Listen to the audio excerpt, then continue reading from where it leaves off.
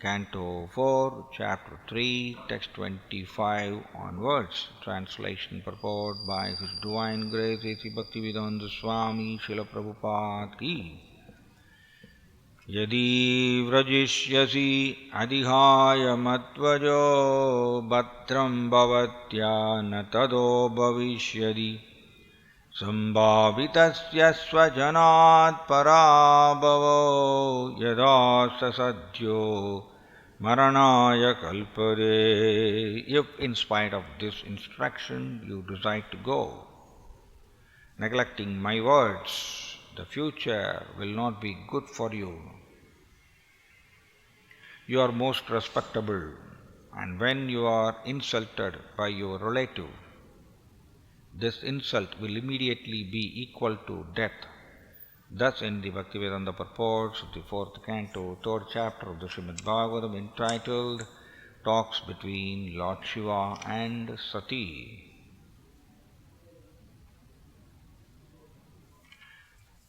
Chapter 4. Sati quits her body. Maitreya uvacha Etavat vuktva virarama sankaraha patni anganasam hi ubhayatra chindayan suvruddidrukshu parisankita bhavan nitskramadi nirvishadi dvidasa sa. The sage Maitreya said, Lord Shiva was silent after speaking to Sati, seeing her between decisions.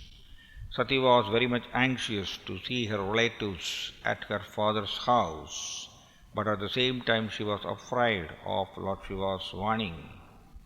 Her mind unsettled, she moved in and out of the room as a swing moves this way and that. Purport: Sati's mind was divided about whether to go to her father's house or obey the orders of Lord Shiva. The struggle between the two decisions was so strong that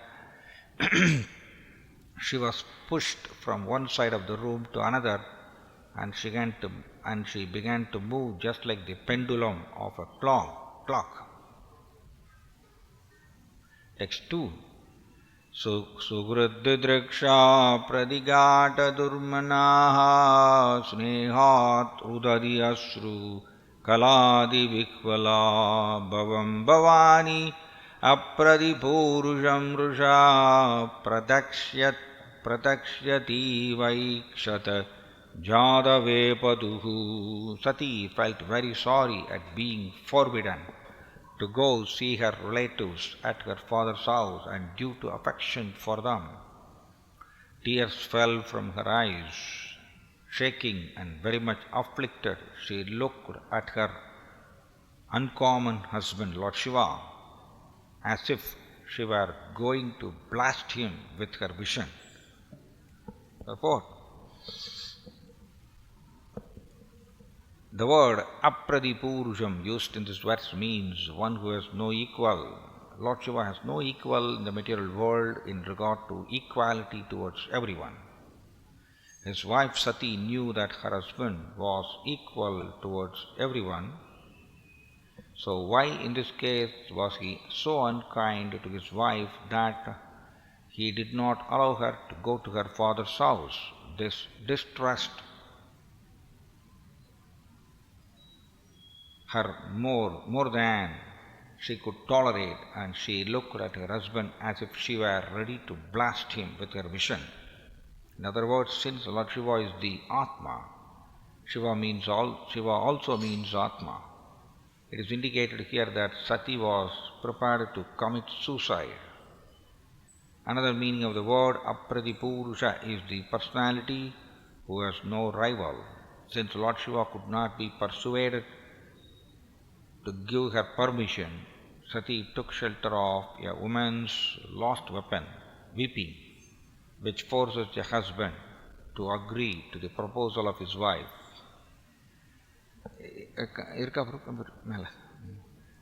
Tado viniswasya sati vihayatam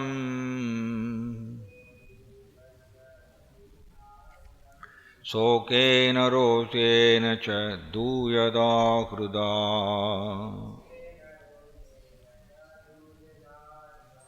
पित्रोरगात् स्त्रैन विमूढधीर्गृहान्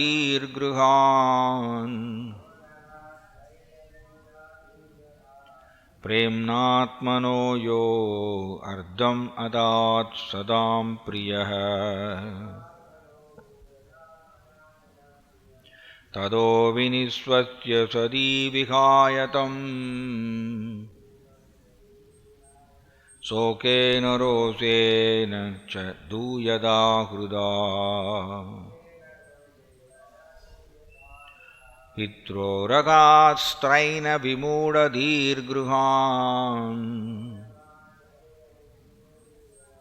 प्रेम्नात्मनो यो अर्धम् अदात् सदां प्रियः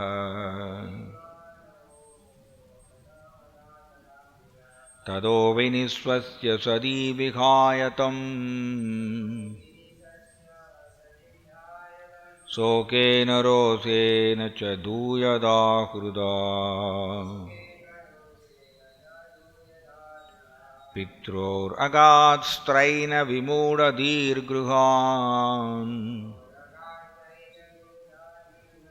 प्रेम्नात्मनो यो अर्धम् अदात् सदां प्रियः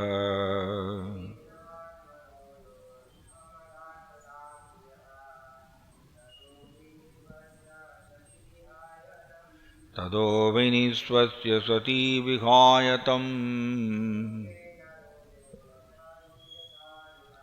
शोकेन रोषेण च दूयदा हृदा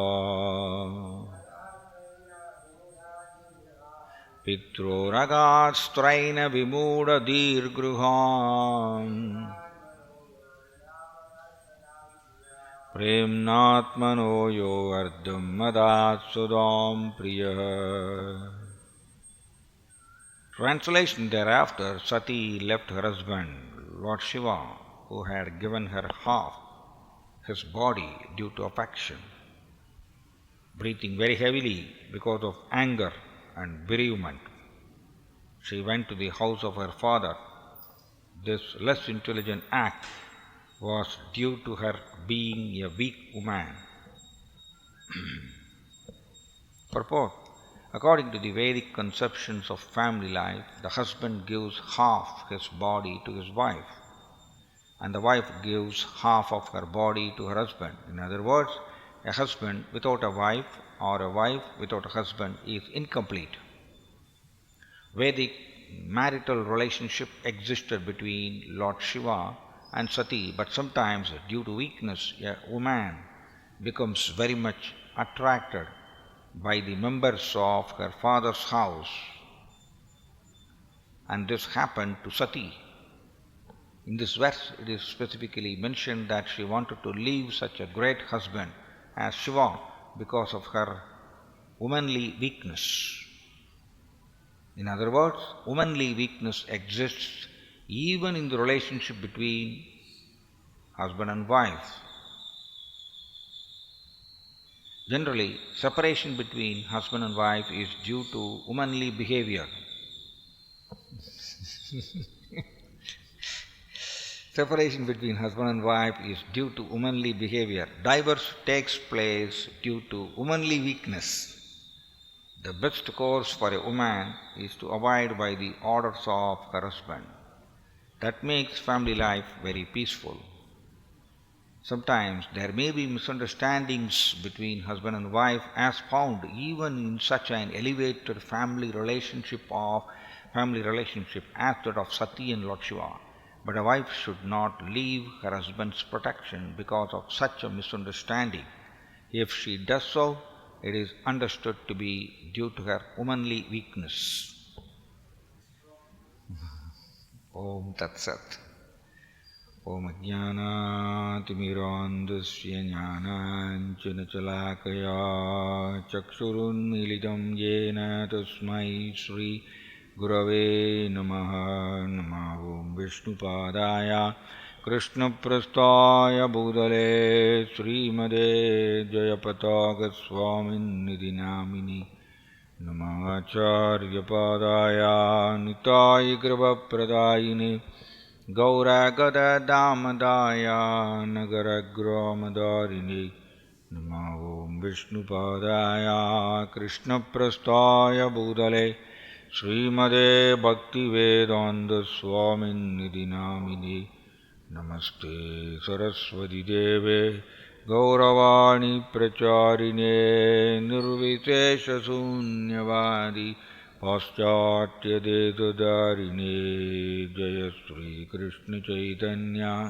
प्रभो नित्यानन्द श्री अद्वैत गदाधर श्रीवासादि गौरभक्तवृन्द हरे कृष्ण कृष्ण कृष्ण हरे हरे हरे राम राम राम हरे हरे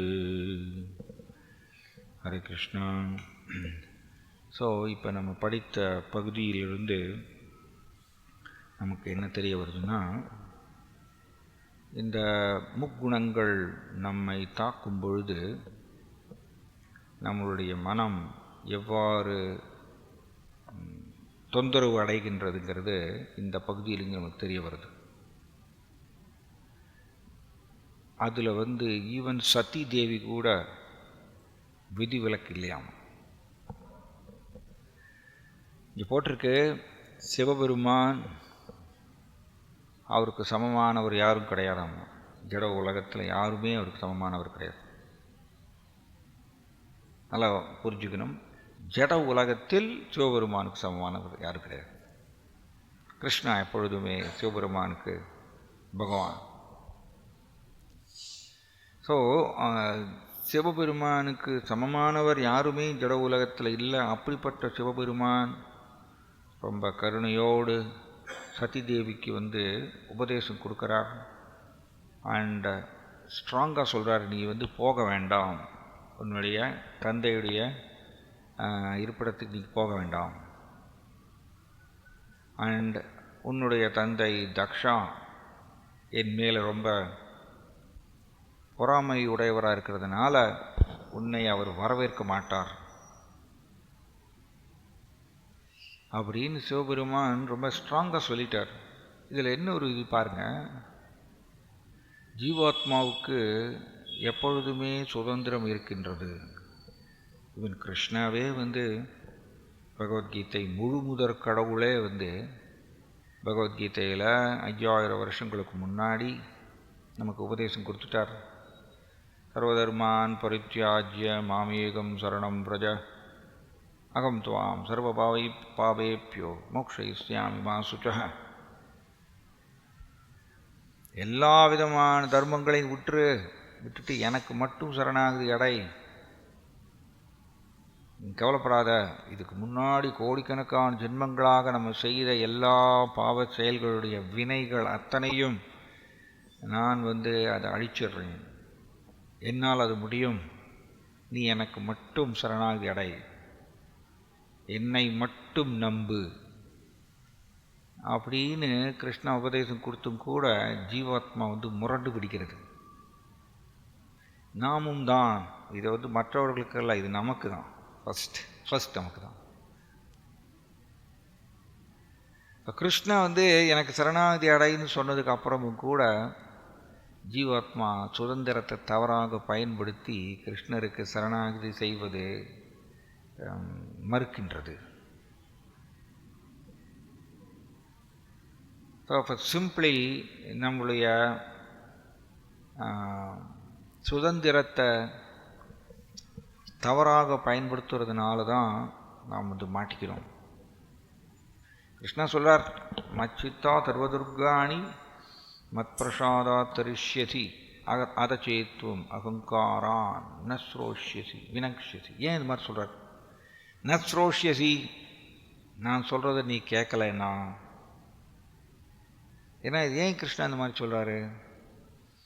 ஏன்னா கிருஷ்ணாவுக்கு நல்லாவே தெரியும், ஜீவாத்மா பொதுவாக கிருஷ்ணர் சொன்னதை கேட்காது. கிருஷ்ணர் சொன்னதை ஜீவாத்மா கேட்காது. 100% அப்படியே கேட்டுருச்சுன்னா ஜீவாத்மா உடனே விடுபட்டுரும், பிறப்பு சக்கரத்துலேருந்து விடுபட்டுரும். ஏன்னா கிருஷ்ணா ஒருத்தர் having no interest separate from the interest of the lord, சரணாகதி இது ஒரு கொள்கை. கிருஷ்ணருடைய விருப்பத்துக்கு முரண்பாடான ஒரு விருப்பம் இல்லாது இருத்தல், அதுக்கு பேர் சரணாகதி அப்படின்னு ஸ்ரீ சைத்தன்ய மகாபிரபு நம்மளுக்கு சொல்லித்தரார். ஒன்ஸ் நம்ம அதை மட்டும் செஞ்சிட்டோன்னா கிருஷ்ணருடைய விருப்பத்துக்கு முரண்பாடான எந்த விருப்பமும் நாம் இல்லாமல் அப்படி நம்மளுடைய மனதை அப்படி வைத்து கொண்டுட்டோன்னா கிருஷ்ணா எதற்கு டிலே பண்ணணும் பாருங்கள். கிருஷ்ணா ஆக்சுவலி ஜட உலகத்தில் நாம் இங்கே கஷ்டப்படுறது கிருஷ்ணா டிலே பண்ண வேண்டிய அவசியம் இல்லை. ஒரு பொழுதும் கிருஷ்ணா ஜட உலகத்தில் நம்மளுடைய இருப்பை டிலே பண்ணி நாம் இன்னும் கஷ்டப்படுறது கிருஷ்ணாவுக்கு விருப்பம் இல்லை. நீங்கள் கஜேந்திரன் மனமுருகி கூப்பிட்டார் கிருஷ்ணரை, கிருஷ்ணன் ஒரு செகண்ட் கூட டிலே பண்ணல. டிலே பண்ணாரா கிருஷ்ணா? கிருஷ்ணா ஒரு செகண்ட் கூட டிலே பண்ணல. கஜேந்திரனை உடனே அந்த துன்பத்திலிருந்து அவரை விடுவித்தார். ப்ளஸ் அவரை அடுத்த செகண்ட் அவர் வைகுண்ட லோகத்துக்கு அனுப்பிச்சு வச்சார். திரௌபதியும் கிருஷ்ணரை கூப்பிட்டாங்க. கிருஷ்ணா ஒரு செகண்ட் டிலே பண்ணல, ஒரு செகண்ட் கூட டிலே பண்ணலையா. அப்படிப்பட்டவர் நம்ம பகவான் கிருஷ்ணா. இன்னும் ஏன் நம்மளை டிலே பண்ணுற மாதிரியே தெரியுறதில்ல? நம்ம இந்த ஜட உலகத்தில் நம்மளை ரொம்ப வருடங்கள் நம்மளை போட்டு மாயாவுடைய பலவிதமான துன்பங்களில் நம்மளை சிக்க வைக்கிற மாதிரியே தெரியுறது. அப்போ என்ன கிருஷ்ணா டிலே பண்ணுறாரா? இன்னும் கிருஷ்ணா டிலே பண்ணுறதில்ல. நாம் தான் கிருஷ்ணருக்கு முரண்பாடான விருப்பத்தை, கிருஷ்ணருடைய விருப்பத்துக்கு முரண்பாடான விருப்பத்தை நம்ம வச்சுட்டு இருக்கோம். அதனால தான் கிருஷ்ணா டிலே பண்ணுறார். இதை மகாபாரத இதில் ஒரு நிகழ்ச்சி வருது. பாண்டவர்கள் குறிப்பாக யுதிஷ்டிர மகாராஜா சூதாட்டம் விளையாடி எல்லாவற்றையும் இழக்கிறார். அண்ட் ஃபைனலி பாண்டவர்கள் 13 வருடங்கள் வனவாசம் செய்யணும் அப்படின்னு தீர்மானம் செய்யப்பட்டது. ஸோ பாண்டவர்கள் எல்லாத்தையும் விட்டுட்டு அவங்க வனவாசத்துக்கு போயிடுறாங்க. இப்போ கிருஷ்ணா பாண்டவர்களை பார்க்குறதுக்கு வனத்துக்கு வரார். யுதிஷ்டிர மகாராஜா கேட்குறாரம்மா, ஓ கிருஷ்ணா, நாங்கள்லாம் உங்களுடைய பக்தர்கள், எங்களை ஏன் இந்த மாதிரியை காட்டில் வசிக்கிற மாதிரியே இந்த ஒரு சூழ்நிலையை ஏன் எங்களுக்கு ஏற்பட்டது, நீங்கள் ஏன் தடுக்கலை? நாங்கள் உங்களுடைய பக்தர்கள், எங்களை ஏன் நீங்கள் தடுக்கலை அப்படின்னு கேட்டாராம்மா யுதிஷ்டிர மகாராஜா. மகாபாரதத்தில் வரக்கூடிய ஒரு நிகழ்ச்சி இது. கிருஷ்ணா சொன்னாராமா, ஓ யுதிஷ்டிர மகாராஜா, நீங்கள் சொக்கட்டான் விளையாடும் பொழுது என்னைய கன்சல்ட் பண்ணுவீங்கன்னு எதிர்பார்த்தேன், என்னைய கூப்பிடுவீங்கன்னு எதிர்பார்த்தேன். நான் வாசல்லையே உட்காந்துட்டு இருந்தேன். நீங்கள் என்னை கூப்பிட்ட போகிறோம், நான் உடனே வந்துடுவேன். நான் ஆலோசனை கொடுத்துருப்பேன், இது விளையாடவா விளையாடலாமா வேண்டாமாங்கிறது நான் சொல்லிடுவேன். ஆனால் நீ என்னை கன்சல்ட் பண்ணவே இல்லை. நான் வாசலையே வெயிட் பண்ணிட்டு இருந்தேன் ஆவலோடு, என்னை ஒரு வார்த்தை என்னை கூப்பிடுவேன்னு சொல்லி. கூப்பிடாததுனால நான் அமைதியாக இருந்துட்டேன். பாருங்க, இப்போ ஜீவாத்மாவுக்கு சுதந்திரத்தை ரிப்பீட்டடாக ஜீவாத்மா தவறாக பயன்படுத்திகிட்டே இருக்கு. அதனால தான் நமக்கு எல்லாருக்கும் சு தா அப்படின்னு பெயர். சு தா. கிருஷ்ணாவுக்கு அச்சுதா. ஒரு பொழுதும் கிருஷ்ணா தன்னுடைய ஜீவாத்மாக்கள் ஆகிய தன்னுடைய குழந்தைகள், அவர்கள் மேலே இருக்கக்கூடிய அந்த அஃபெக்ஷன், அதை ஒருபொழுதும் கிருஷ்ணர் விடுவதில்லையாம். எல்லா ஜீவராசிகள் மேலேயும் கிருஷ்ணா தன்னுடைய அஃபெக்ஷனை மெயின்டைன் பண்ணுறார் பர்மனெண்ட்டாக. அதனால தான் அவருக்கு பேர் அச்சுதா. பக்தர்கள் மேலே மட்டும் இல்லை, எல்லா ஜீவராசிகள் மேலேயும். நம்ம எல்லோருமே சூதா. ஏன் சூதா? ஏன்னா நம்ம எல்லோரும் ரிப்பீட்டடாக சுதந்திரத்தை தவறாக பயன்படுத்துகிறோம். பக்தருங்கிற போர்வையில் இருப்போம், பட் ரிப்பீட்டடாக நம்ம சுதந்திரத்தை தவறாக பயன்படுத்திகிட்டே தான் இருப்போம். கிருஷ்ணருக்கு கிருஷ்ணருடைய விருப்பத்துக்கு முரண்பாடான விருப்பம் நம்ம வச்சுட்டே தான் இருக்கோம். அதனால தான் கிருஷ்ணர் டிலே பண்ணுறார். இல்லைன்னா நீங்கள் பிரகலாத் மகாராஜாவை எடுத்துக்கோங்க, அவரையும் தான் ஹிரண்யகசிபு டார்ச்சர் பண்ணார். பட் கிருஷ்ணர் டிலே பண்ணாரா? உடனே அவரை காப்பாற்றினார். ஒவ்வொரு நிகழ்ச்சியிலையும் கிருஷ்ணா பிரகலாதரை காப்பாற்றினார். அதுதான் பக்திங்கிறது. ஆன்மீக வாழ்க்கை, பக்தி யோகம், இதெல்லாம் நம்ம சொல்கிறோம். ஆனால் அது என்ன அப்படின்னா நம்மளுடைய நம்பிக்கை, நம்மளுடைய கிருஷ்ணரை சார்ந்து இருக்கக்கூடிய நம்பிக்கை நமக்கு எவ்வளவு ஜாஸ்தியாக இருக்குது அப்படிங்கிறது தான். அதுதான் பக்தி. நம்ம ரொம்ப சின்சியராக நம்ம ஆராய்ந்து பார்த்தால் நாம் பல நேரங்களில் நம்மளுடைய நம்பிக்கையை கிருஷ்ணர் மேலே வைக்காமல் இந்த உலகம் மேலே வைக்கின்றோம். உலகத்தில் இருக்கக்கூடிய பொருட்கள், நபர்கள், அது மேலே நம்ம வைக்கிறோம். அதனால தான் கிருஷ்ணா நஸ்ரோஷியசின்னு சொல்லிட்டார். நான் கொடுத்த உபதேசத்தை நீ கேட்கவில்லை என்றால் அப்படின்னு ஏன் கிருஷ்ணன் சொல்கிறார்? கிருஷ்ணா மிக உயர்ந்த அதிபதியில் அவர் ஆணையிடலாம், எல்லா ஜீவராசிகளும் நான் கொடுத்த உபதேசத்தை கட்டாயம் ஏற்றுக்கொள்ள வேண்டும் ஆணையிடலாமே. ஆனால் அது பண்ணலை பாருங்க. Krishna perfect gentleman. கிருஷ்ணா ஆணையிடலை.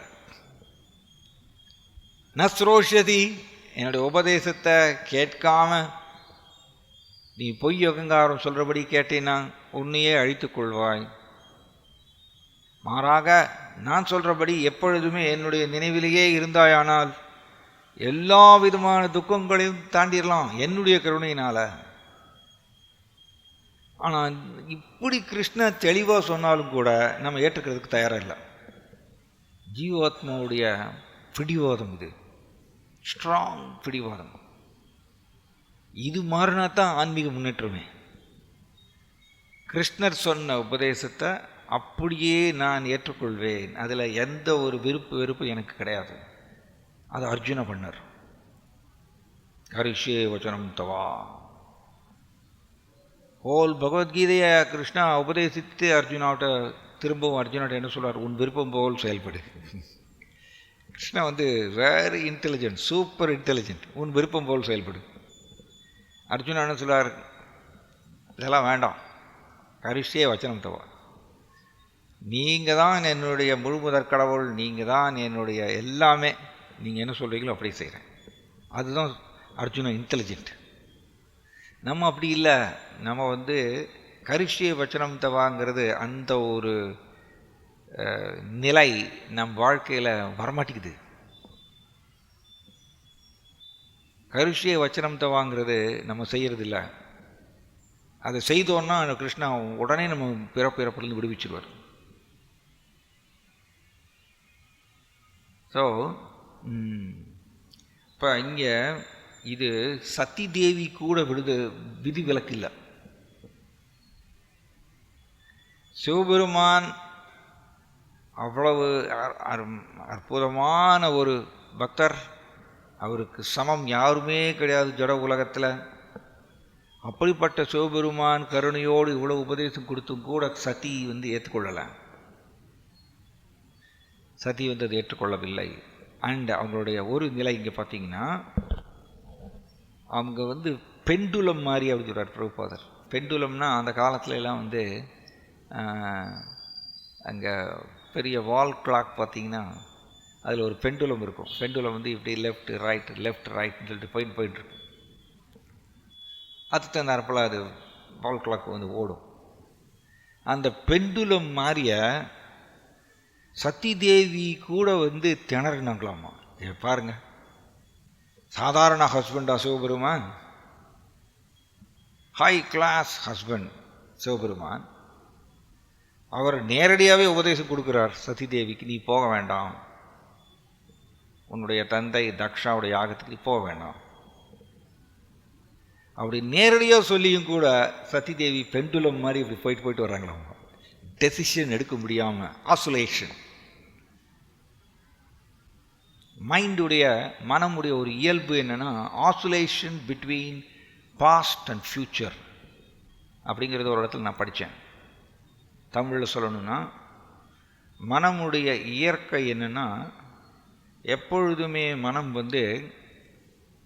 ஒன்றா கடந்த காலத்தில் பாஸ்ட் அதில் நடந்த ஒரு கசப்பான அனுபவத்தை நினச்சி தன்னுடைய நிகழ்கால வாழ்க்கையை தொலைக்குமா, கழிச்சிருமா, அல்லது எதிர்காலத்தில் என்ன நடந்துருமோ அப்படின்னு நினச்சி பயந்து போய் தன்னுடைய நிகழ்கால வாழ்க்கையை இழந்துருமாம். மைண்டுடைய நேச்சர் இப்படி. மைண்டு ஒரு பொழுதுமே ப்ரெசண்ட்டில் இருக்காதம்மா. ப்ரெசண்ட்டில் இருந்தான்னா மனுஷனுக்கு கவலை, வருத்தம், துக்கம் எதுவுமே கிடையாது. ப்ரெசண்ட்டில் இல்லாததுனால தான் மைண்டு எப்பொழுதுமே பாஸ்ட் ஃப்யூச்சர் இதில் தான் இருக்குது. சம்டைம்ஸ் நீங்கள் பார்த்தீங்கன்னா இந்த மாதிரி ஒரு சூழ்நிலை வரும்பொழுது நம்ம டெசிஷன் எடுக்க முடியாமல் பெண்டுலம் மாதிரி லெஃப்ட் ரைட்டு போயிட்டே இருப்போம். இதுக்கு பேர் தான் அதாவது சங்கல்பா விகல்பா அப்படின்னு சொல்கிறது. பிரபுபாதர் இது எழுதுகிறார் 3வது காண்டத்தில், நாம் கிருஷ்ணாவுக்கு சரணாகதி அடையாத வரைக்கும் எல்லோருமே ஜாய் ஜெகநாத் பலதேவ் சுபத்ர மகாராணிக்கு, கிருஷ்ணாவுக்கு சரணாகதி அடையாத வரைக்கும் எல்லோருமே சங்கல்பா விகல்பால மாட்டிண்டாகணும்னு சொல்கிறார். ஸோ வெரி ஸ்ட்ராங் பாயிண்ட் அது. சங்கல்பா விகல்பானா என்ன? சங்கல்பானா ஒரு முடிவு, விகல்பானா தான் எடுத்த முடிவையே தானே ரிஜெக்ட் பண்ணுறது. இது நம்ம பல நேரங்களில் இது நம்ம பார்த்துருப்போம்.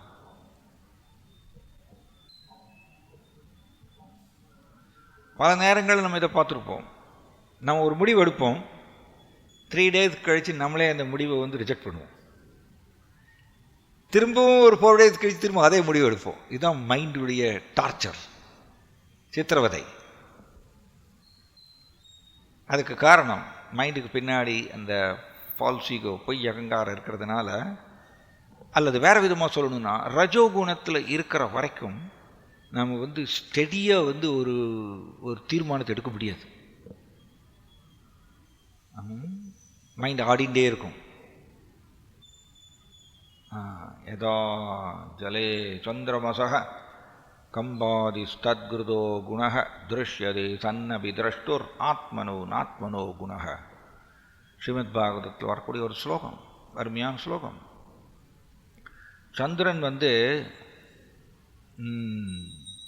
சந்திரன் தன்னுடைய பிரதிபலிப்பை தண்ணீர் மேலே விழ வைக்கிறது.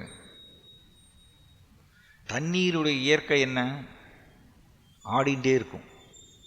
தண்ணீர் பார்த்திங்கன்னா ஒரு குளம் போய் பாருங்கள், குளம் ஆடிண்டே இருக்கும். ஏன் ஆடிண்டே இருக்கும்னா காற்று அடிக்கிறதுனால தண்ணீர் ஆடிண்டே இருக்கும். அதனுடைய நேச்சர், தண்ணீருடைய நேச்சர் அதுதான். இப்போ சந்திரன் தன்னுடைய பிரதிபலிப்பை தண்ணீர் மேலே விழ வைக்கும் பொழுது தண்ணீர் ஆடிண்டே இருக்கிறதுனால சந்திரனும் ஆடுற மாதிரியே தெரியும். கம்பாதிஸ் தத்கிருதோ குணக. கம்பாதிஸ்னா ஆடுறது. ஸோ சந்திரன் ஆடுற மாதிரி தெரியும், பட் சந்திரன் ஆடுறது இல்லை. எது ஆடுறது? சந்திரனுடைய பிரதிபலிப்பு தான் ஆடுறது. ரொம்ப அருமையான ஒரு ஸ்லோகம் இது. சந்திரன் ஆடுறது கிடையாது. சந்திரன் இன்ஃபேக்ட் தண்ணியை தொடவே இல்லை. சந்திரன் எங்கேயோ ஆகாயத்தில் இருக்கார், தண்ணியை தொடவே இல்லை. பட் சந்திரனுடைய பிரதிபலிப்பு தான் தண்ணீரில் விழறது.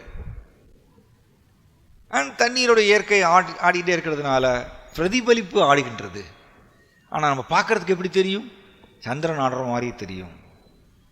இதே மாதிரியா திருஷ்யதே சன்னபி திரஷ்டுர் ஆத்மனோ நாத்மனோ குணக. இதே மாதிரி ஆத்மாவும் ஜடத்தை தொடுவதே இல்லை. வெரி ஸ்ட்ராங் ஸ்லோகம் அது. ஆத்மா ஜட உலகத்தை தொடர்றதே கிடையாதுமா. ஜட உலகம் கூட எந்த தொடர்பும் ஆத்மாவுக்கு கிடையாது. அசங்கோகி அயம் புருஷக. நேத்திக் ஸ்லோகத்தில் நம்ம அதை பார்த்தோம். ஆத்மாவுக்கு ஜட உலகம் கூட எந்த தொடர்பும் கிடையாது. எப்படி எக்ஸாக்டாக சந்திரன் எப்படி குளத்து கூட எந்த தொடர்பும் இல்லையோ அந்த மாதிரியா ஆத்மாவும் ஜட உலகத்துக்கு கூட எந்த தொடர்பும் வைத்துக் கொள்வதில்லை. ஏன்னா ஆத்மாவும் தெய்வீகமான வஸ்து.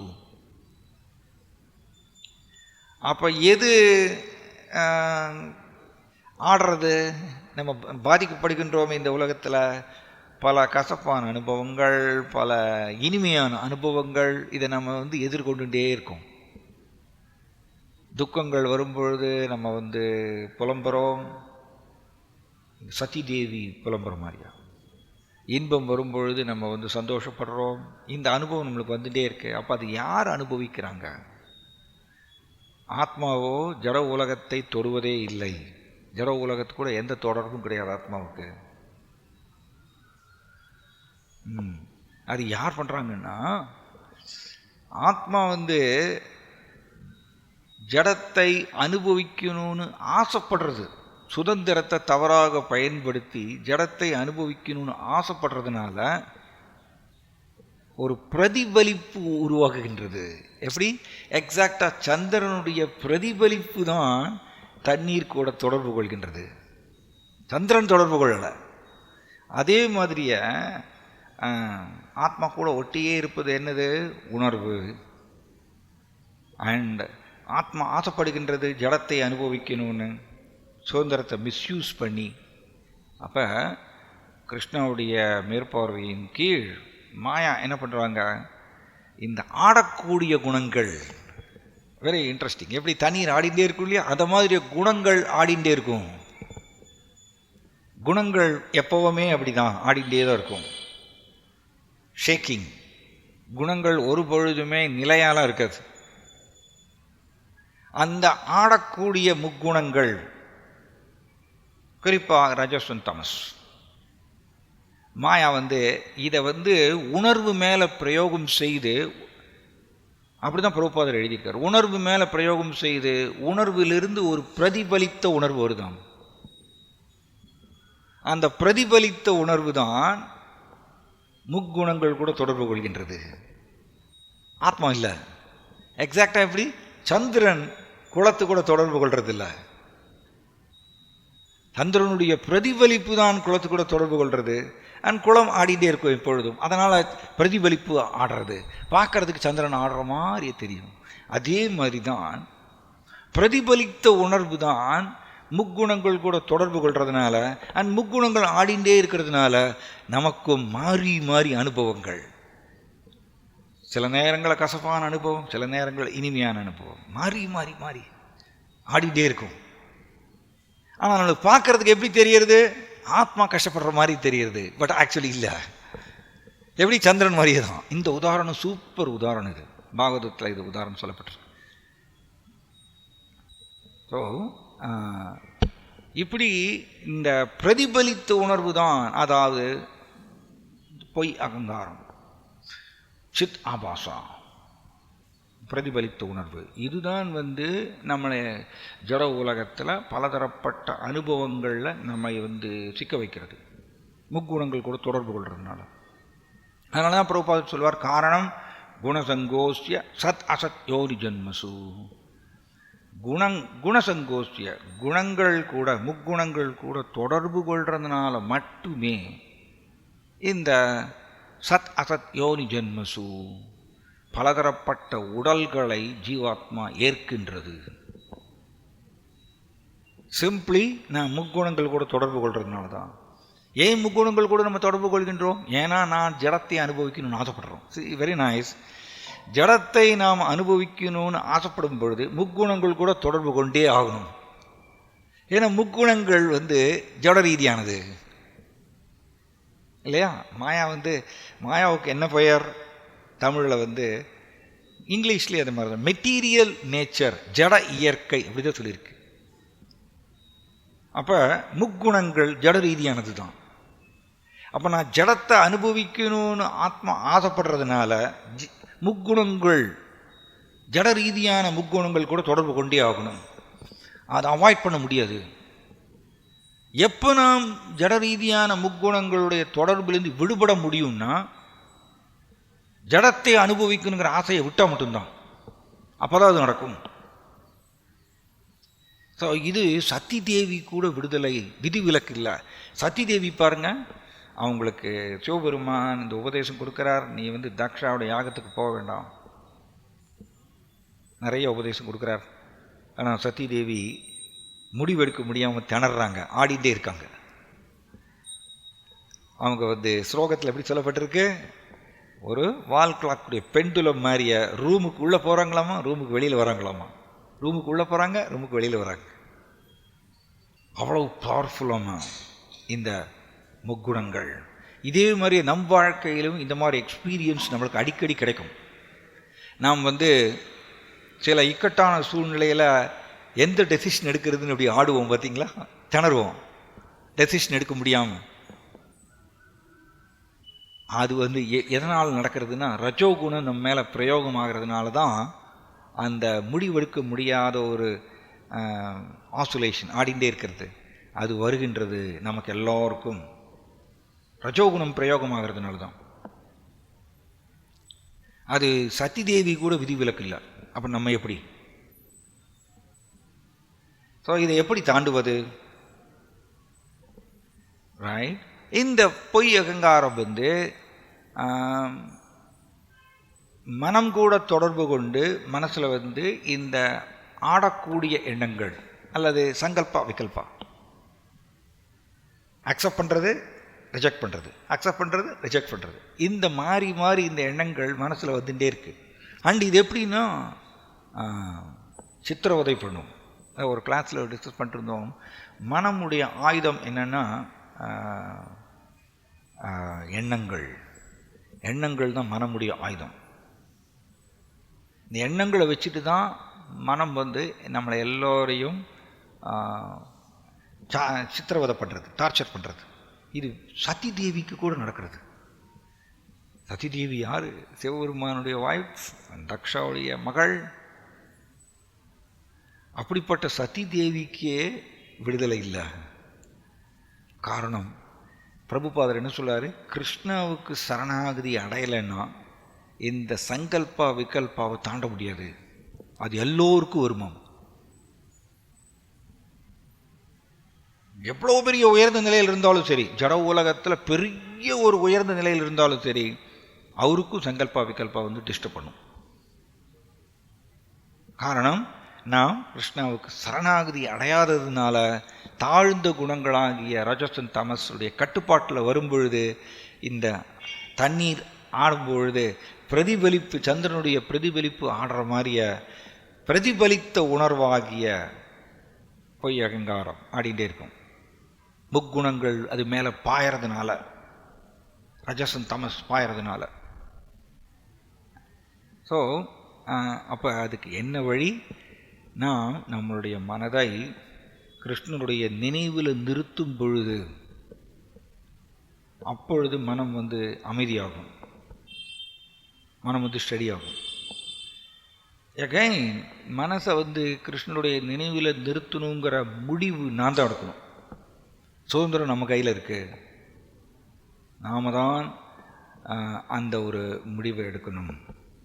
கிருஷ்ணரை நான் நினைக்க வேண்டும். நினைத்தால் மட்டும்தான் இந்த சங்கல்பா விகல்பா மாறி மாறி மாறி முடிவு மாறிகிட்டே இருக்கு இல்லையா, அது அந்த ஒரு சித்திரவதையிலேருந்து நம்ம வெளியில் வர முடியும். சம்டைம்ஸ் மனுஷர்கள் இதை மனசிலிருந்து வரக்கூடிய எண்ணங்கள் விகாரமான மனோவிகாரம்னு சொல்லுவாங்க. மனோவிகாரம்னா இந்த நெகட்டிவ், அதாவது தகாத எண்ணங்கள், வேண்டாத எண்ணங்கள், இது நம்மளுடைய மனசில் அப்படி பீறிட்டு வருமாமா. இது எதுவும் ரஜஸ்னால தாக்குதுனால தான். ஏன்னா ரஜோகுணம்ங்கிறது ஜட ரீதியானது. அது பொய் அகங்காரம் கூட தொடர்பு கொள்றதுனால மனசில் இந்த மாதிரி அதிவேகத்தில் வருமாமா வேண்டாத எண்ணங்கள். அப்போ சில பேர் அதை தாக்கு பிடிக்க முடியாமல் அவங்க என்ன பண்ணுவாங்கன்னா, டபார்னு சூசைட் பண்ணிடுவாங்க. இந்த வேண்டாத எண்ணங்கள் அவங்கள போட்டு ரொம்ப குத்துன்னு குத்தும். சிம்பிளி வெறும் தாட்ஸ் தான், சிம்பிளி தாட்ஸ் தான். ஆனால் எப்படி மனுஷனை அவரை தூங்க விடாது. சில பேருக்கு நைட்டு தூக்கம் வராதுன்னு சொல்லுவாங்க. சதி தேவிக்கு ஏற்பட்ட மாதிரியே தான். அண்ட் சில சமயங்களில் மனிதர்கள் சூசைட் பண்ணிடுவாங்க. இது நடக்கிறது. நம்ம வந்து உலகத்தில் நிறைய செய்திகள் இந்த மாதிரிலாம் வருது. பெரிய ஃபேமஸ் பர்சனாக இருப்பார், பெரிய சினிமா ஆக்டராக இருப்பார், ரொம்ப புகழ் வாய்ந்தவராக இருப்பார், அவனை டவார் சூசைட் பண்ணி இறந்துடுவார்.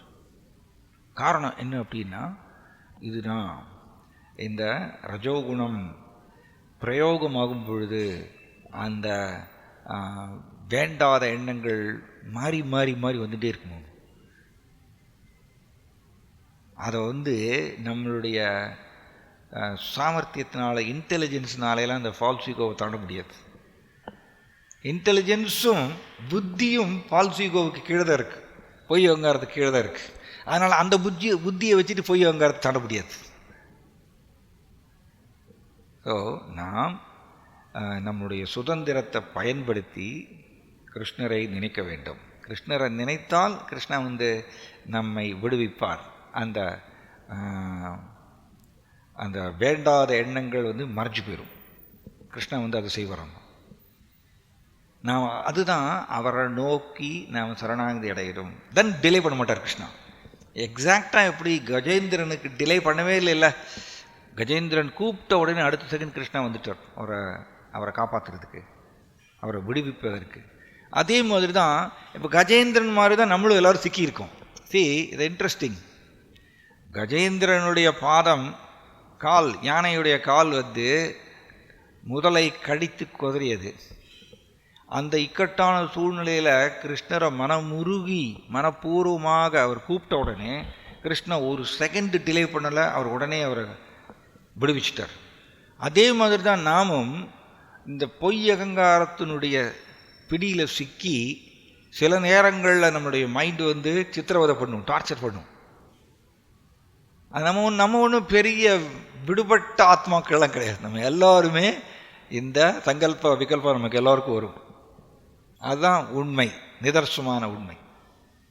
அப்போ நாம் கிருஷ்ணரை மனமுருகி நினைத்து அவரை கூப்பிடும் பொழுது தன் கிருஷ்ணா ஒரு செகண்ட் டிலே பண்ண மாட்டார், நம்மளை உடனே விடுவிப்பார் அதிலிருந்து. ஆனால் நாம் கிருஷ்ணரை நினைக்கின்றோமாங்கிறது நம்மளுடைய விருப்பம், சுதந்திரம். அதனால தான் கிருஷ்ணா சொல்லிட்டாரு, உன் விருப்பம் போல் செயல்படு அப்படின்னு அர்ஜுனாவுக்கு சொல்லிடுறார். ஸோ இது சதி தேவி கூட அவங்க பாருங்கள், பிரபுபாதர் இந்த ஸ்லோகத்தில் ரொம்ப ஸ்ட்ராங்காக எழுதியிருக்கார். பிரபுபாதர் சொன்னதை ஜஸ்ட் நான் வந்து ரிப்பீட் பண்ணுறேன், அவ்வளோதான். இங்கே அவங்களுக்கு கோபம் வருதாம்மா, சதி தேவிக்கு கோபம் வருது. யார் மேலே கோபம் வருது? தன்னுடைய அற்புதமான கணவர் சிவபெருமான், அவருக்கு நிகர் யாருமே கிடையாது. அப்படிப்பட்ட சிவபெருமான் மேலே கோபம் வருது. பாருங்கள், இது இன்ட்ரெஸ்டிங். ஏன்னா சதி தேவிக்கு வந்து தன்னுடைய அப்பாவுடைய தக்ஷா யாகம் செய்யக்கூடிய இடத்துக்கு போகணுங்கிற ஆசை இருந்ததுனால, அந்த ஆசைக்கு முரண்பாடாக சிவபெருமான் போகக்கூடாதுன்னு சொன்னதுனால சிவபெருமான் மேலே கோபம் வருது. இந்த கொள்கை பாருங்க, ஈவன் சதி தேவி கூட விட மாட்டேங்குது. அப்போ நம்மளாம் ஏமாத்திரம். நாம் தியாயதோ விஷயான் பும்சக சங்கஸ்தேஷு உபஜாயதே சங்காத் சஞ்சாயதே காமான் குரோதோ விஜாயதே. இதுதான் நடக்கிறது. அதுதான் இங்கே சதி தேவிக்கு நடக்கிறது. சதி தேவி நினைக்கிறாங்க, ஃபர்ஸ்ட் தியாயத்தான் நினைக்கிறாங்க. என்ன நினைக்கிறாங்க? ஆகாயத்தில் நான் பார்க்குறேன். என்ன பார்க்குறேன்? என்னுடைய பல சிஸ்டர்ஸ் வந்து அவங்களுடைய ஹஸ்பண்ட்ஸோட அவங்க வந்து அந்த செலஸ்டியல் ஏர்ஃப்ளைன்னு சொல்லுவோம் இல்லையா, புஷ்ப விமானத்தில் அவங்க வந்து தன்னுடைய கணவரோட என்னுடைய சிஸ்டர்ஸ் வந்து எல்லோரும் அப்பாவுடைய யாகம் செய்ய இடத்துக்கு போயிட்டுருக்காங்க. இது எல்லாத்தையும் பார்க்குறாங்க. ஸோ தியாயத்தா சதி தேவி அதை மெடிடேட் பண்ணுறாங்க. மெடிடேட் பண்ண என்ன ஆகும்? அதனால தான் மனசை கிருஷ்ணரை நினைப்பதற்கு பழக்க வேண்டும். கிருஷ்ணரை மெடிடேட் பண்ணணும். அதை பண்ணலைன்னா பிரச்சனை தான். அது வந்து கொள்கை யாருக்குமே மாறாது. இதெல்லாம் பரம உண்மைன்னு சொல்லுவோம். பரம உண்மை யாருக்குமே மாறாது. நாம் தான் மாற வேண்டும். பரம உண்மையை அடைவதற்கு நம்ம தான் மாறணும். எனக்கோசரம் பரம உண்மை மாறாது.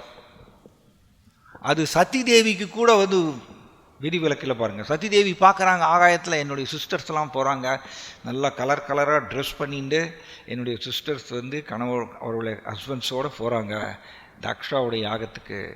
அதை தியாயத்தா மெடிடேட் பண்ணுறாங்க. மெடிடேட் பண்ணோன்னே என்ன வருது? சங்கஸ்தேஷு பஜாயது, அது மேலே அட்டாச்மெண்ட் வருது. தக்ஷாவுடைய அப்பாவுடைய யாகத்துக்கு நானும் போகணுங்கிற ஒரு அட்டாச்மெண்ட் வருது. தென் அது அடுத்த ஸ்டேஜும் போயிட்டாங்க சதி தேவி. அடுத்த ஸ்டேஜ் என்ன? போயே ஆகணும், என்னோட அப்பா செய்யக்கூடிய யாகத்துக்கு நான் போயே ஆகணும் அப்படிங்கிற ஆசை. சங்காத் சஞ்சாயதே காமான்.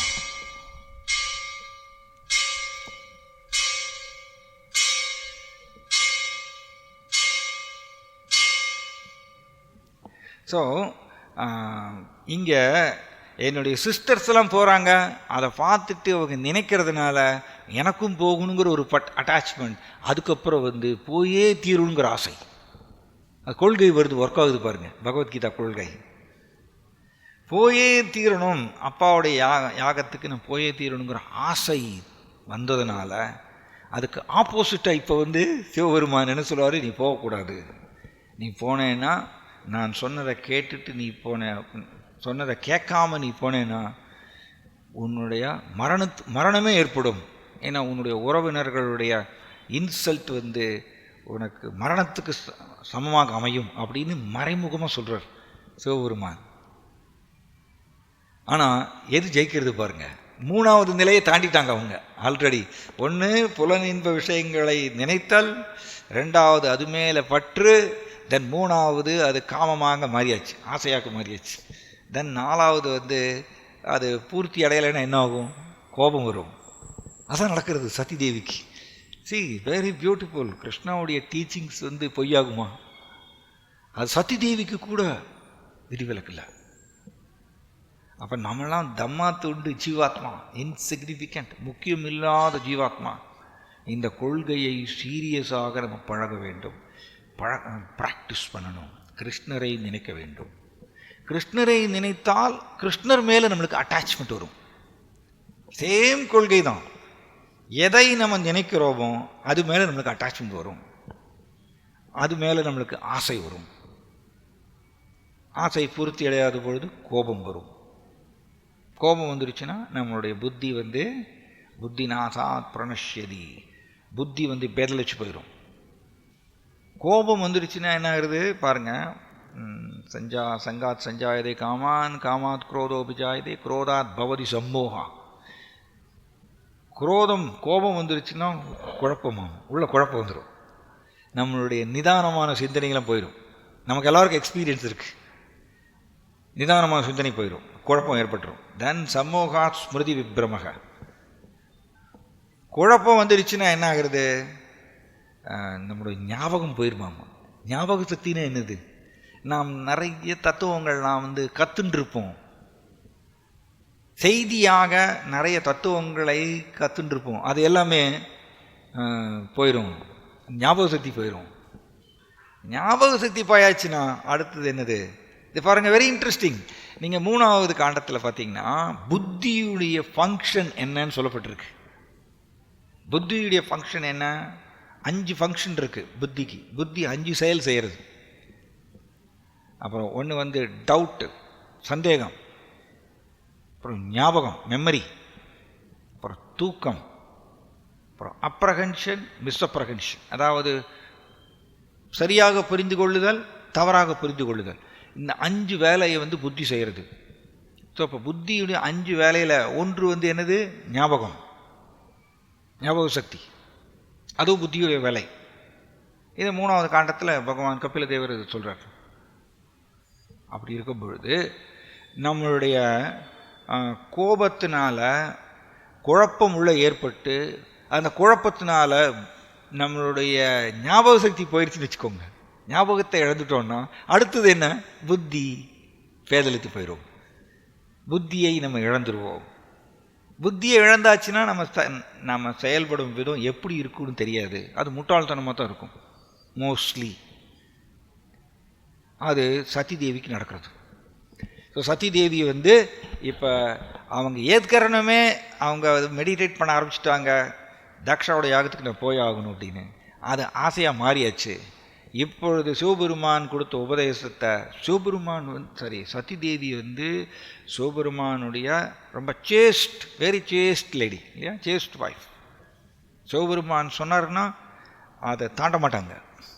அப்படிப்பட்ட சதி தேவியை அவர்களே வந்து சிவபெருமான் கொடுத்த உபதேசத்தை மீறுறாங்க.